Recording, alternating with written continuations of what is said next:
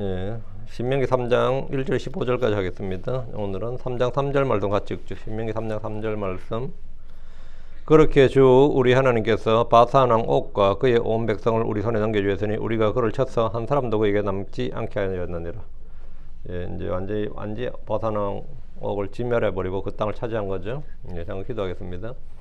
위대하고 거룩한 주 하나님 감사합니다. 하나님께 은혜 주셔서 이 시간 또 주의 말씀이 권위 있고 또 영감 있게 잘 선포될 수 있도록 해주시고 듣는 모든 혼들도 말씀을 통해서 은혜를 받도록 해주시길 원합니다. 전능제주 하나님께서 복을 주시옵소서. 아버지 하나님, 오늘 주의 첫날 모인 혼들이 모두 영과 진리로 주님을 경배하고 또 주님을 찬양하고 감사를 드리고 또 주님의 은혜를 받는 시간이 되도록 하나님께서 복을 주시길 원합니다. 전능제주 하나님, 또 저희가 이 시간 이 신명기를 다루고 있는데 여기서 또 배움과 교훈을 얻게 해주시고 또 말씀이 주는 위로와 힘을 얻도록 해주십시오. 감사드립니다. 주의 이름 기도합니다. 아멘. 오늘 공부할 말씀은 아모리 족속의 왕 바산 왕 옥을 친 장면입니다. 요르단 동편의 아모리 족속은 두 개의 나라였어요. 남쪽이 이제 헤스본의 시본, 북쪽이 바산의 옥. 이렇게 지금처럼 이제 나라가 뭐 민족이 하나로 중앙 집권제로 통일이 되거나 이런 게 아니라 예전엔 도시국가들입니다. 대부분 다. 그러다 보니까 뭐 동쪽에는 아모리 족속의 왕이 2명 있었지만 이 요르단 서편에도 아모리 족속이 있거든요. 거기는 아모리 족속의 왕이 5명이에요. 그 필리핀 같은 나라는 조그만 나라인데도 왕이 5명이거든요. 이런 식으로 이제 이스라엘도 사실 여러분이 이스라엘 왕은 뭐 다윗 왕, 솔로몬 왕 이렇게가 1명 같지만 이스라엘도 실질적으로는 12명입니다. 12지파가 사실은 다 자기 그 고유의 영토와 자치권을 가지고 있었어요. 그러다 보니까 이 남북왕국이 분열도 되고 하는 이유도 그런 이유죠. 이제 그래도 이스라엘은 이제 그렇게 5왕 이런 식으로 세우지 않고 왕은 그래도 1명이었지만 여기 지금 같은 아모리 족속, 요르단 동편에 있는 아모리 족속은 헤스본을 중심으로 시온이 왕이었고 북쪽에는 바산을 중심으로 옥이 왕이었고 이렇게 2왕이 있었던 거죠. 아모리 족속은 요르단 동편에 있었고 서쪽에도 있었는데 요르단 동편의 아모리 족속의 땅은 본래 땅은 모압 족속의 땅이었습니다. 성경 지도를 보면 아모리 족속의 남쪽에 모압이 있고 동쪽에 이 암몬이 있습니다. 모세는 요르단강 동편에 모압과 암몬 사이에 있던 아모리 족속의 땅을 정복한 겁니다. 아모리 족속의 왕 시온은 모압의 이전 왕과 싸워서 아르논강까지 이르도록 모압의 땅을 빼앗았습니다. 이로 인해서 이스라엘 백성이 시온의 땅을 지나갈 때 그 땅은 본래 모압 땅이었지만 아모리 족속의 통치하에 있었고 모세가 그들을 정복한 후에 이 땅은 루벤 지파와 갓 지파에게 줬습니다.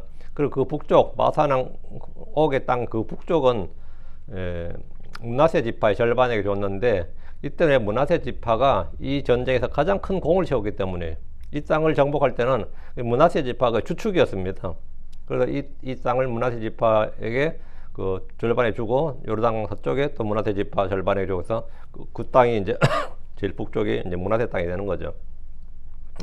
근데 이제 먼저 시온을 죽이고 이제 다음 이제 바산왕 옥의 차례였는데 그 바산왕 옥이 거인족이었습니다. 이 거인족이었어요. 그 땅에 남은 마지막 거인들 중에 1명이었다 이러는데 출애굽 1세대는 그 땅에 거하는 거인들에 대한 공포로 전쟁을 포기했습니다. 그러나 암몬이나 모압도 그 땅에 거하는 거인들을 몰아내고 지금 그들의 땅에 살고 있습니다. 필리스틴도 정복 전쟁을 통해서 그곳에 정착해 살고 있습니다. 그렇다면 이스라엘 역시 당연히 그들을 정복하고 그 땅을 차지해야 됩니다. 하나님께서 아모리 왕 시온을 넘겨주셨을 때 그들에게 너무 강한 도시가 하나도 없었더라 그러세요. 싸워보니까 정복 못할 도시가 없더라, 이기지 못할 도시가 없더라 이 말입니다. 싸워보니까 너무 쉽더라 이거요. 그들은 너무 쉽게 도시들을 정복했는데 이것은 그들의 군사력이 압도적이어서가 아니라 하나님께서 그들 앞에서 싸우셨기 때문입니다. 주께서 함께 하시는 전쟁에서는 너무 어려운 일이었고 너무 강한 적이 없습니다. 패배가 없습니다. 이런 그리스도의 좋은 군사들로 부름받은 성도들의 영적 전쟁의 승리를 보증해주는 역사적 사건들입니다. 하나님 우리에게 승리를 보증해 주셨습니다. 고린도전서 15장 57절에 그는 하나님께 감사하노라 그분께서 우리 주 예수 그리스도를 통하여 우리에게 승리를 주시는도다. 예수님을 통해서 우리에게 뭘 준다고요? 승리를 주신다고. 승리를 주시는도다. 죄의 힘이 아무리 크고 강하다 해도 주 안에 있는 성도들은 쉽게 승리할 수 있습니다. 우리가 싸워보면 너무 강한 적은 없습니다. 우리가 세상을 이기고 육신을 이기고 마귀를 이길 수 있습니다. 내 속에 성령을 거슬러 싸우는 육체의 정과 욕심을 십자가에 못 박을 수 있습니다. 내 안에 있는 지체들을 죽일 수 있습니다. 주께서 승리를 주시고 항상 승리하게 하시기 때문입니다. 고린도서 2장 14절에 이제 하나님께 감사하노니 그분께서 항상 우리를 그리스도 안에서 승리하게 하시며 또 우리를 통해 모든 곳에서 그분을 아는 냄새를 풍기게 하시는도다. 항상 우리를 그리스도 안에서 승리하게 하신다.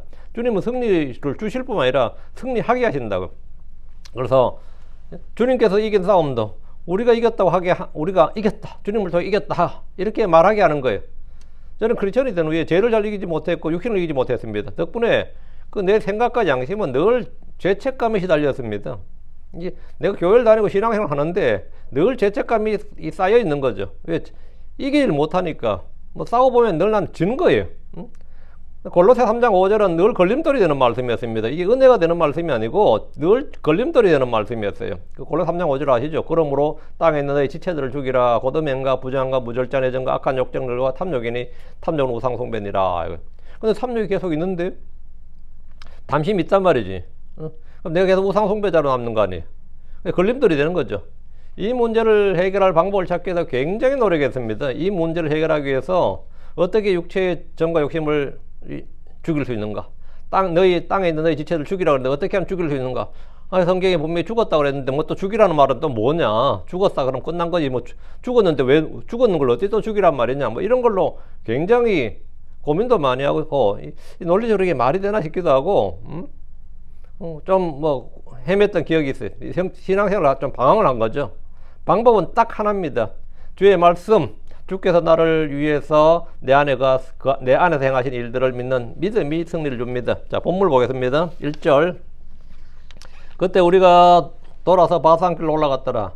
이에 바산왕 옥이 그의 모든 백성과 함께 에드레이에서 우리와 싸우려고 나왔더라. 그 헤스본 왕 시온을 죽이고 그 땅을 정복한 후에 이스라엘은 요르단강을 건너 가나안으로 들어가지 않고 북쪽으로 방향을 바꾸어서 야르묵강 북단의 고원지대로 계속 올라갔습니다. 당시 요르단 동편에 있는 약복강을 경계로 헤스본을 중심으로 시온이 통치하는 아모리 족속과 그 남쪽 왕국과 바산을 중심으로 옥이 통치하는 아모리 북쪽 왕국이 있었습니다. 이스라엘은 돌이켜 바산길로 올라갔습니다.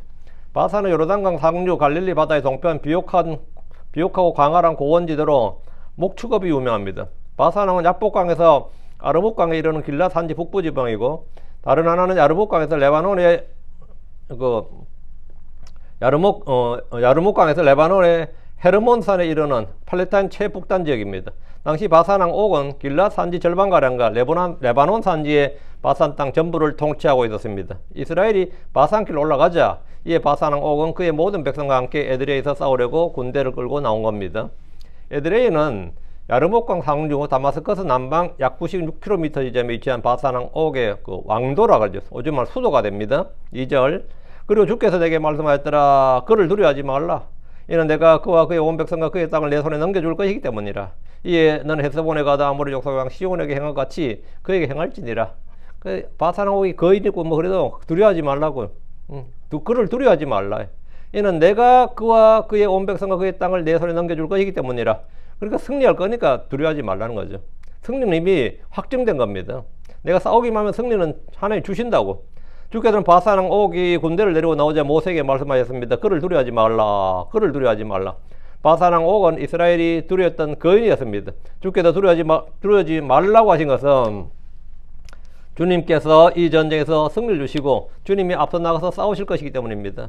이는 내가 그와 그의 온 백성과 그의 온 땅을 그의 땅을 내 손에 넘겨줄 것이기 때문이라. 넘겨준다 이게 뭐죠? 승리를 준다고요. 넘겨준다고 말 그대로.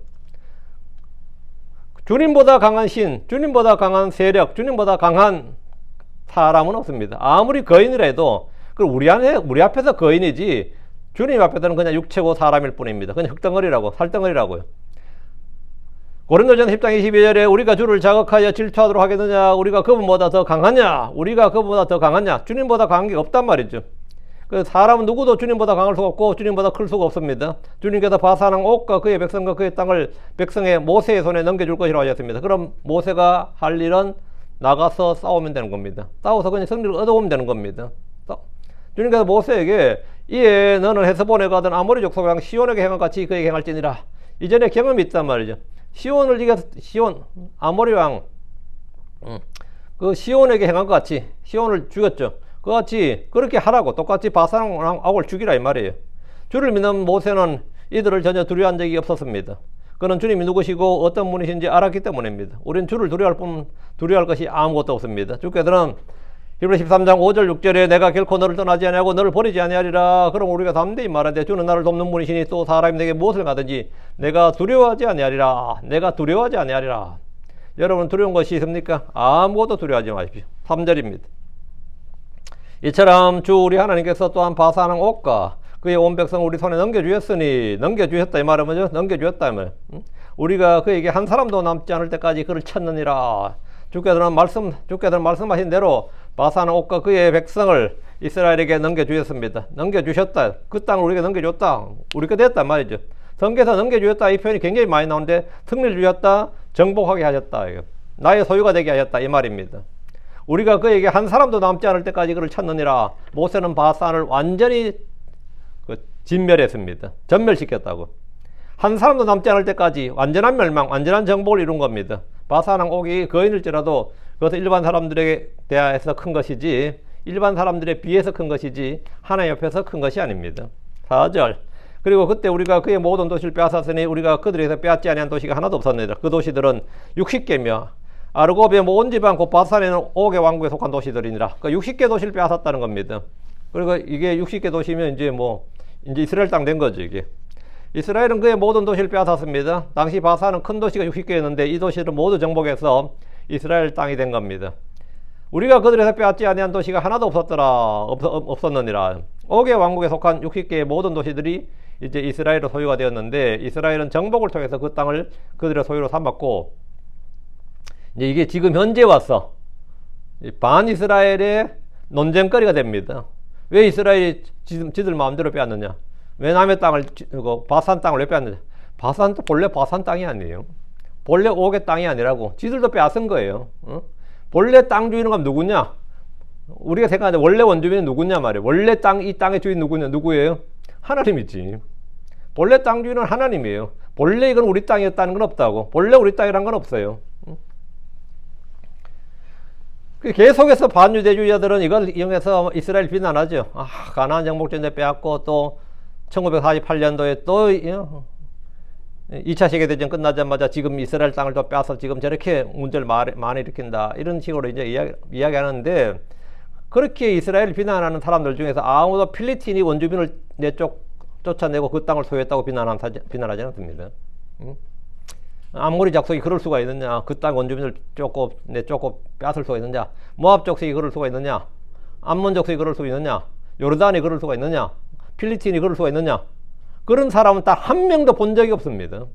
필리핀도 빼앗은 거예요. 여기 훈족의 대이동인이 게르만족의 대이동인 할 때 그게 여기를 뭐 어떤 것 같아요? 그거 다 빼앗은 겁니다. 여기 미국도 빼앗은 거고, 호주도 빼앗은 거고, 캐나다도 빼앗은 거고, 뉴질랜드도 빼앗은 거지. 그 땅 아니야. 그럼 여기 살 본래 원주민들은 지들도 어디서 왔겠지. 본래 지 땅이었다. 본래 지 땅이란 건 없어요. 세상 어디에도 본래 자기 땅이란 건 없습니다. 그런 건 없어요. 하나님께서 누구에게 주시면 그 땅이 그 주인 바뀌는 겁니다. 왜? 하늘과 땅이 주의 것입니다. 모든 땅은 내 것이니라 그랬어요. 그래서 모압이나 암몬이 그렇게 한 일에 대해서는 아무도 말하지 않습니다. 어떤 민족이 그 지역의 땅에 먼저 와서 산다고 해서 그 땅이 그들 고유의 소유가 되는 게 아닙니다. 하늘과 땅은 주의 것입니다. 에돔이나 암몬이나 모압이나 필리핀이 모두 원주민을 쫓아내고 그 땅을 차지했습니다. 이스라엘도 마찬가지입니다. 가나안 정복전쟁은 가나안 민족들의 죄와 불법에 대한 하나님의 심판이었습니다. 5절입니다. 이 모든 도시들은 높은 성벽들과 성문들과 빗장들로 둘렸으며 그 외에도 성벽 없는 마을들로 매우 많았느니라. 바산의 도시들은 높은 성벽들과 성문들과 빗장들로 둘러져 있던 요새들이었다 이 말입니다. 그런 도시들을 공격해서 정복한 일은 쉽지가 않습니다. 그러나 이스라엘은 쉽게 그런 도시들을 정복했는데 주께서 그들을 넘겨주셨기 때문입니다. 주님께서 먼저 나가서 싸우셨기 때문에. 그 외에도 성벽이 없는 마을들로 매우 많았느니라. 대부분의 도시들은 성문이나 성벽이 없습니다. 성벽이 있다는 것은 군사 기지라든가 방어 요새를 둘 필요가 있는 중요 도시, 큰 도시란 뜻입니다. 성벽이 있는 도시란 자체가 큰 도시죠. 군사적 요충지란 뜻이에요. 6절. 그리고 우리가 헤스본 왕 시온에게 행한 같이 그들을 철저히 멸하였으니 각 도시의 남자들과 여자들과 아이들을 철저히 멸하였느니라. 모세는 지금 지난 날을 돌아보면서 주님이 어떻게 인도하시고 도우셨는지를 선포하고 있습니다. 헤스본 왕 시온과 바산 왕 옥을 멸한 일은 오래전 일이 아니라 그들이 요르단강을 넘기 직전에 한 일입니다. 모세의 지휘 아래 그들은 요르단 동편 아모리 족속들의 두 왕을 멸했고 미디안 족속을 정벌하고 모압과 결탁한 발람을 죽였습니다. 이런 일은 요르단강을 건너 가나안 족속들과의 전쟁에서 승리를 보증해 줍니다. 그들이 주 하나님을 믿고 싸우면 그 땅 그들의 소유가 됩니다. 헤스본 왕 시온과 바산 왕 옥을 쉽게 이긴 것은 어떤 전쟁도 우리가 이길 수 있다는 것을 보여주는 겁니다. 확신을 주는 겁니다. 요르단 동편의 아모리 족속은 남녀노소 관계없이 모두 죽였는데 이것은 주의 심판, 주의 심판은 사람의 외모를 차별하지 않는다는 겁니다. 주의 심판은 사람의 외모를 차별하지 않는다. 사람의 외모를 중시하지 않는다. 뭐 나이 어리다고 봐주고 여자라고 봐주고 뭐 임산부라고 봐주고 그런 거 없다 이런 겁니다. 주의 심판은 그런 거 없어요. 하나님의 심판이나 사망은 사람의 외모를 구분하지 않고 하나님도 사람을 외모로 차별하지 않습니다. 이 말이 굉장히 무서운 말입니다. 노아의 때 내릴 홍수는 방주 안에 있는 사람들 외에 모두 멸했습니다. 어린아이나 노약자라고 해서 그 홍수가 봐주는 법이 없습니다. 홍수가 어린아이는 안 죽이지. 어린애인데 아직 살아야 되는데 그런 거 없단 말입니다. 노약자니까 살려야지. 그런 건 없어요. 응? 소돔과 고모라에 내린 물은 모두를 불태웠습니다. 남녀노소를 구별하지 않습니다. 한해 군대인 이스라엘의 칼날 역시 모두를 철저히 멸했습니다. 우리의 육신의 지체들도 마찬가지입니다. 철저히 죽여야 됩니다. 우리의 육신의 지체들은 모두 철저히 죽어야 돼요. 땅에 있는 지체들을 죽이라, 성령으로 몸의 행실을 죽이라 그러면 우리는 그 명령에 철저히 순종해서 철저히 진멸해야 됩니다. 나는 이 성격은 내가 너무 좋은 성격이라 버리기 아까워. 그런 거 없습니다. 나는 이런 거 너무 난 요거 현별적으로 요거는 내가 죽여야 되지만 이거는 내가 살려놔야 된다. 이건 내가 그런 건 없다 이거. 그래서 십자가에 못 박히면 완전히 다 죽어야 됩니다. 100% 다 죽는 것이지 내가 이런 건 나의 장점인데 죽이면 되느냐 그런 건 없어요. 좋고 나쁘고 없이 그냥 땅에 있는 지체는 다 죽이는 겁니다. 성령으로 몸의 행실을 죽이라면 다 죽이는 거예요. 우리는 이 명령에 순종하는 겁니다. 눈에 보기 좋은 것들을 남겨두어서는 안 됩니다. 모두 십자가에 못 박고 철저히 멸해야 됩니다. 육신의 아름다움이나 육신의 힘이나 육신의 지혜나 육신의 자랑거리가 있다고 그걸 아끼지 마십시오. 육에서 난 것은 육일 뿐입니다. 모두 죽여야 할 것들입니다. 그것과 함께 정과 욕심을 십자가에 못 박은 사람들이 크리스천들입니다. 7절 그러나 모든 가축과 그 도시들의 노략무리가 우리 자신을 위하여 탈취물로 취하였느니라. 사람은 다 죽고 가축들은 살려두고 이거는 노략물 전리품이었다 이 말이죠. 헤스본에서 그랬던 것처럼 바산에서도 모든 가축과 그 도시들의 노략물은 전리품으로 취했습니다. 전쟁에서 얻는 승리의 노략물은 가장 큰 자산입니다. 전쟁 왜 하냐 그러면 이것 때문에 하는 거죠. 난 이 지구상에서 제일 한심한 나라 중에 하나가 지금 미국이라고 생각해요. 전쟁 신나게 벌여놓고 전리품이 없어요. 응? 뭐 이런 뭐 미친 나라가 있어. 응? 이라크하고 그렇게 전쟁에서 돈 많이 썼으면 이라크의 석유를 뭐 한 50년, 100년 정도 차지하던가. 근데 이라크 석유를 뭐 지금 뭐 차지하고 있어요? 최소한 전쟁 배상금 이상은 받아내야 될 거 아니야, 몇 배는. 이란도 지금 쳤던데. 그 이란 석유를 50년, 100년 받아낼 수 있냐고. 아프가니스탄한테 그렇게 돈 많이 쓰고 몇십 년간. 완전 적자죠, 뭐. 아프간에서 뭐 가져올 건데. 거기서 뭐, 전리품이 없는 전쟁을 하고 있어요. 전리품이 없는 전쟁을 왜 하냐고, 전리품이 없는 전쟁을. 그 진짜 황당한 지금 전쟁을, 그 이념에 따라 뭐 자유와 뭐 이런 뭐 세계 안정과 진짜 그것만고 황당한 말이 없는데 지금 그 전쟁을 미국 시민들의 그 세금을 하고 있죠. 하고 있는데 뭔가 좀 바뀌긴 바꿔야 돼요. 전리품을 취해야죠. 전쟁을 왜 해? 이스라엘도 전쟁을 하려다 노략물이 있었다면 노략물이 제국주의 때 서구 열강들이 각 나라를 치고 들어와서 빼앗아간 재물이 얼마나 많은지 생각해 보시기 바랍니다. 얼마나 많이. 영적 전쟁도 마찬가지입니다. 죄를 이기고 세상을 이길 때, 육신을 이길 때 얻는 노략물들이 있습니다. 그 노략물이 뭔 같아요?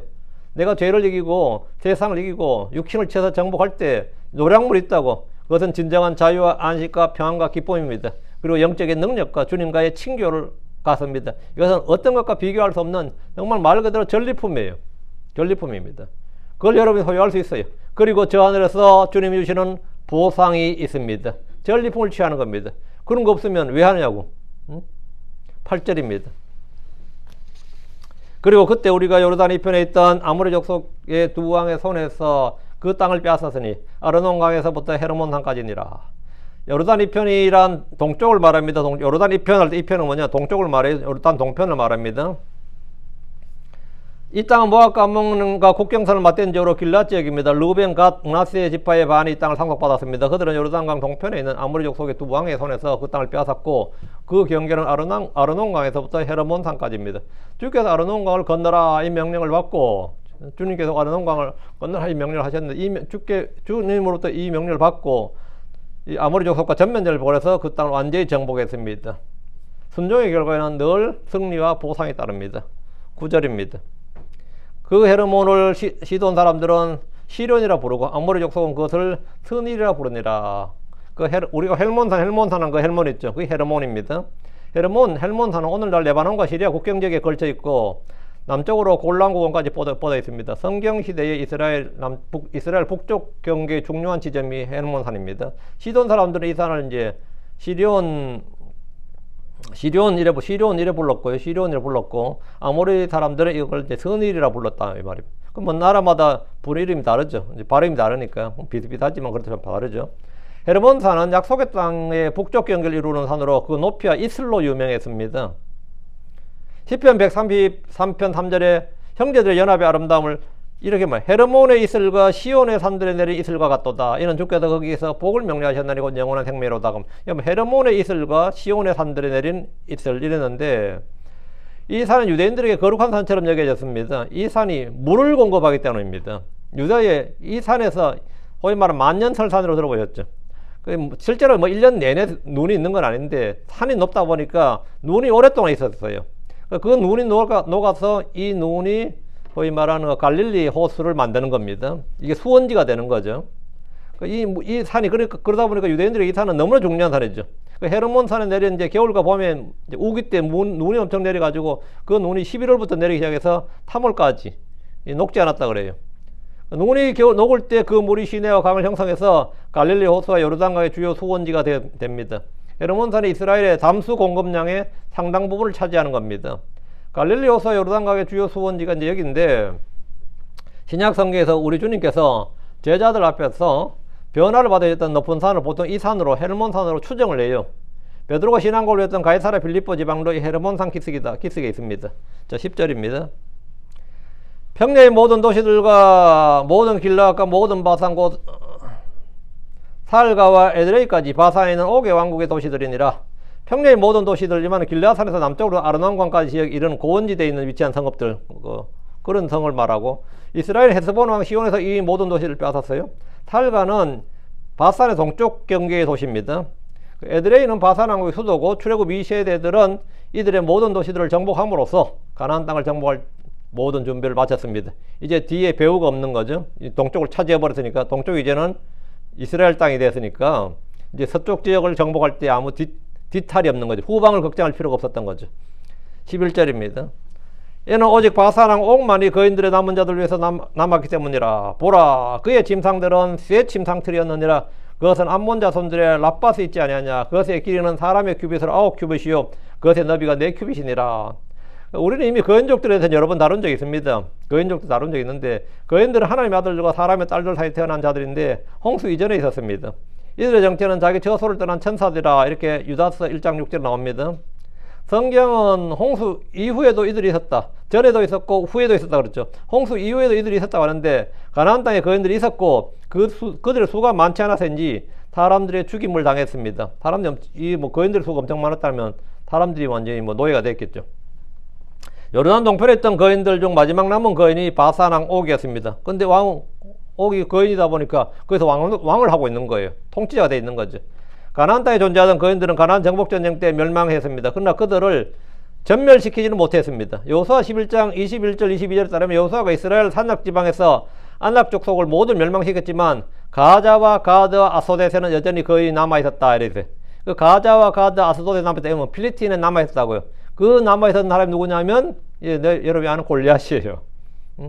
그 골리앗입니다. 사무엘하 11장 22절에 이스라엘 자손의 땅에서는 안락 족속 중에서 남은 자가 하나도 없었고 거의 거인이 없었고 이 말이에요.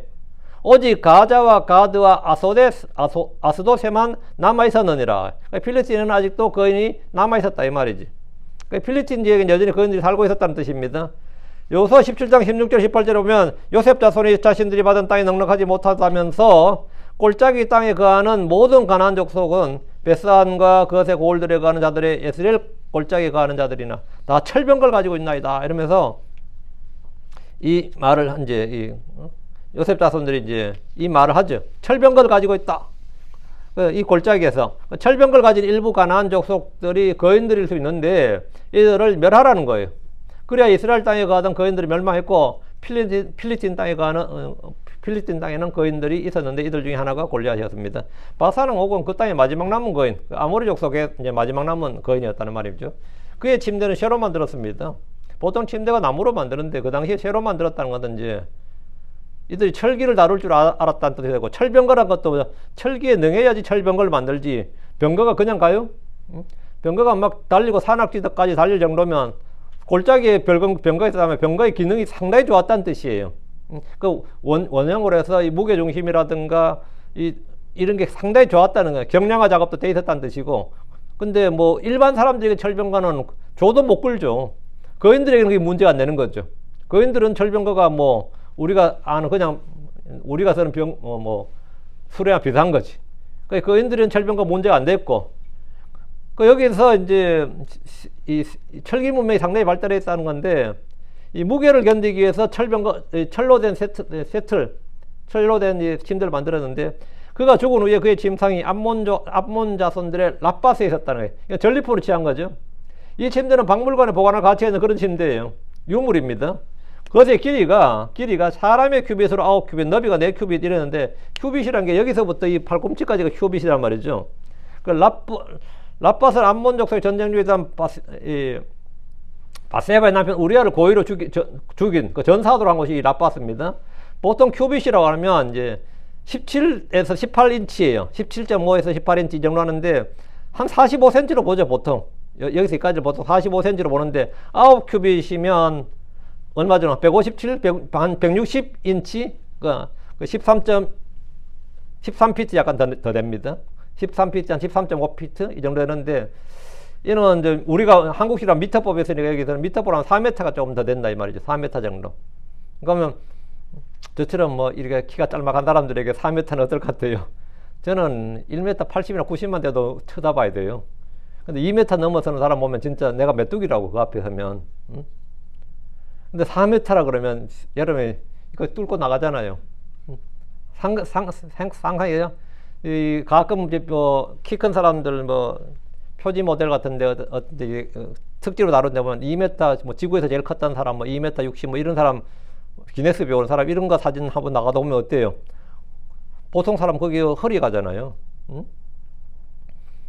2m 60만 돼도 그래요. 근데 4m라 그러면 진짜 상상이 안 되네. 그 바사는 옥이 그랬다 이 말이에요. 바사는 옥이 크기가 4m 정도. 거인들의 크기가 보통 이 정도였다고 볼 수 있었습니다. 그의 체격이 아무리 크다 해도 그도 육체일 뿐입니다. 하나님 앞에서는 아무것도 아닙니다. 사탄도 하나님 앞에서는 그냥 한낱 피조물에 불과합니다. 12절. 그리고 그때 우리가 소유한 이 땅 곧 아르논 강가에는 아로엘에서부터 길라앗 산의 절반과 그것의 도시들을 내가 루벤 족속과 갓 족속에 주었느니라. 이제 이 땅을 빼앗아 가지고는 루벤 족속을 밑에 남쪽에, 갓 족속을 중간에 줬다 이 말이.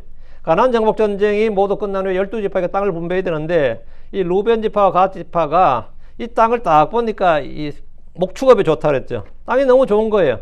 모세한테 우리가 땅을 먼저 요구해 버렸어요. 다 끝나고 나서 이 제비 던져 가지고 땅을 차지해야 되는데 선빵을 날린 거예요. 이거 이 땅을 정복하면서 이 땅 우리한테 달라고. 처음에 모세는 이들의 이 요구에 아주 분노를 했습니다. 전쟁도 안 끝났는데 서쪽에 지금 가나안 정복 전쟁을 해야 되는데 자기보다 땅을 달라고 그러면 어떠하냐고. 우리보다 먼저 먹겠다는 건데, 그래서 모세가 아주 분노를 해서 단호히 거절했습니다. 그러나 이들이 이 땅을 주면 강을 건너서 그들이 선봉에 서서 싸우겠다 이렇게 맹세를 했어요. 우리가 정복 전쟁에서 선봉에 서겠다 대신에. 그래야 모세는 아르논 골짜기 아로엘에서부터 길라앗 산지 절반에 이르는 지역, 그 시온의 왕국을 루벤과 갓지파 그리고 길라앗의 남은 절반의 땅과 그 아르곱 지방 곧 옥의 왕국을 므낫세 지파 반지파에게 분배를 했습니다. 13절. 먼저 좋아 보여서 이 땅 차지에는 루벤이나 갓지파 좋을 것 같아요, 안 좋을 것 같아요? 국경선을 마주하잖아요. 외적과 국경선을 마주하잖아요. 매일 제일 먼저 전쟁이 터지는 곳이었어요. 그 내가 좋아 보인다, 그게 좋은 땅이 아닙니다. 내가 먼저, 이거 먼저 내가 차지해야지, 좋아 보이니까 내가 먼저 해야지 해서 확 차지한다. 그것이 그의 인생에서 결코 좋은 게 아니라고요. 응? 그러니까 뭐, 내 눈에는, 내 판단에는 이것만 있으면 최고다 싶어도 그걸 가짐으로 말미암아 받는 고난도 많습니다. 시험도 많고. 13절입니다.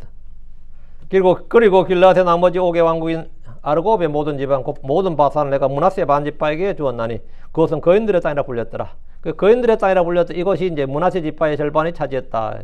내가 할 때 내가 이제 모세입니다. 모세가 이 지역을 이제 줬다 이 말이에요. 므낫세 지파의 마길과 야일과 노바가 북쪽 바산 왕국을 정복할 때 가장 용맹하게 싸웠고 큰 공을 세웠기 때문에 모세는 그들에게 길라앗의 나머지 5개 왕국인 아르고브의 모든 지방 바산의 땅을 상속으로 준 겁니다. 이로써 요르단강 동편 2개의 지파의 반에게 상속되었고 이스라엘 12지파는 각 지파별로 땅을 나누고 12개 행정구역이 나누어지는 연방국가가 됩니다. 그곳은 거인들의 땅이라 불렸더라. 그 므낫세 지파 지방 그 마길이 차지한 그 땅이 거인들의 땅이었다 이 말입니다. 바산의 땅을 거인들의 땅이라 했던 것은 전에 그 거인들이 거주했고 거인 옥이 그 땅을 통치했기 때문에 이제 거인들의 땅이라 불린 겁니다. 14절 므낫세 아들 야일이 그술 족속과 마가 족속의 지경에까지 이르는 아르고브의 모든 지역을 취하였고 그것들을 자기 이름을 따라 바산 하봇 야일이라 불렀으니 이날까지라 했는데 바산 하봇 야일 할 때 야일의 언더라. 야일이 아까 말한 이제 마길하고 야일 할 때 그 마길 야일 노바 세 명이 가장 유명한 그 므낫세 지파의 소위 말하면 장로급이에요. 그리고 여기서 그것도 여기서 야일이 나온 겁니다. 므낫세 아들 야일이라고 하면 후손 자손을 뜻하는데 성경에서 아들이란 말은 다양한 의미를 지니고 있습니다. 야일은 구술 족속과 마가 족속 지경에까지 아르고브의 모든 지역을 취했습니다. 그의 이름이 언급된 것은 그가 이 지역을 정복하는 데 가장 용맹했고 큰 공을 세웠기 때문에 지명 이름이 아예 야일이 들어가죠. 마길, 야일, 노바는 그들이 정복한 도시들에 자기 이름을 붙였는데 바산, 하본, 야일 이 말은 뭐냐면 바산은 그 지역 이름이죠. 우리가 바산 지역을 차지했으니까 하봇은 뜻이 마을이란 뜻이에요. 바산 마을이고 DLC가 야일이죠. 그럼 뭐냐면 바산 마을을 야일이 정복했다. 야일이 정복한 바산 마을 이 말이에요. 야일이 정복한 바산 도시 이게 바산 하봇 야일이에요. 그 단어가 붙어 있는 겁니다. 그래서 이 도시를 이제 야일이 정복한 도시들이란 뜻을 붙인 게 뭐냐면 바산 하봇 야일입니다. 예. 그 야일은 자신이 정복했다 이렇게 해서 아예 그 이름을 바산 하본 야일이라 불렀고 그술 족속은 다윗과 결혼해서 압살롬을 낳았던 마가가 바로 그저 구술 족속의 왕 달메의 딸입니다. 마가 족속은 그술 족속의 지경과 헤르몬산 지역 사이에 거주하던 족속인데 아람이 시리아죠. 그 마가가 한 지역 정만 시리아 지역 아람 마가 이래 불렀고요. 이들은 다윗 시대에 이스라엘과 전쟁 중에 있던 암몬을 지원하기 위해서 1000명의 용병을 보냈다가 크게 패한 적이 있습니다. 15절입니다. 15절 그리고 내가 길라앗을 마길에게 주었느니라 했죠. 모세가 이제 이 보상을 잘 해준 거예요. 전쟁에서 큰 공을 세웠던 이 사람들에게는 세 사람에게는 이 사람들이 다 므낫세 지파입니다. 므낫세 지파가 아주 큰 공을 세웠기 때문에 이 거인들의 땅을 그들에게 준 겁니다. 그들이 제일 앞으로 이 땅을 잘 보존할 수 있고 잘 지킬 수 있다고 본 거예요. 이렇게 용맹한 사람들이 이 정복전을 벌여서 차지했기 때문에 마길은 므낫세의 장자죠. 마길은 므낫세의 장자이면서 길라앗의 아버지입니다. 야곱의 아들 므낫세와 가나안 정복전을 벌이는 마길은 같은 사람일 수는 없죠. 성경에서는 한 개인의 이름이 이제 그의 후손이나 또 가문의 대표를 지칭하는 식으로 사용되는 경우가 많습니다. 본문에 나오는 마길은 므낫세의 장남인 마길의 후손이거나 마길 가문의 수장을 의미하는 겁니다. 마길은 한 사람 이름이면서 동시에 그 후손 전체를 말하는데 마길의 사람, 이게 마길이라면 그런 겁니다. 길라앗도 마찬가지죠. 길라앗은 뭐 두고 그 지명으로 쓰이는데 사실 길라앗 한 사람이지만 그냥 길라앗 지역 이렇게 말하죠. 그러면 거기가 그들 전체를 뜻하는 말입니다. 뭐 야곱을 이스라엘이라고 부르는 것과 똑같은 거죠. 마길 가문의 이제 수장을 의미하는데 마길은 한 사람이 이름이면서 동시에 후손 전체를 나타내는 이름으로 사용되었습니다. 마길의 자손들은 길라앗으로 가서 그곳을 점령했고 그곳에 있던 아모리 족속을 쫓아냈습니다. 모세가 마길에게 길라앗을 주었다 이랬는데 그것은 그가 받은 보상이었습니다. 하나님께서 그에게 주신 그가 싸워서 이긴 그 보상으로 주신 것이고 나머지 마찬가지 나머지 땅들도 이제 그들이 다 이긴 지역은 하나님께서 그들에게 제비를 뽑아서 영토와 경계를 다 나눠줬죠. 그들 도시 그것도 전부 다 유업의 상속은 다 정복에서 얻는 보상입니다. 우리가 이 땅에서 영적 전쟁을 하는 그래서 좋은 군사들입니다.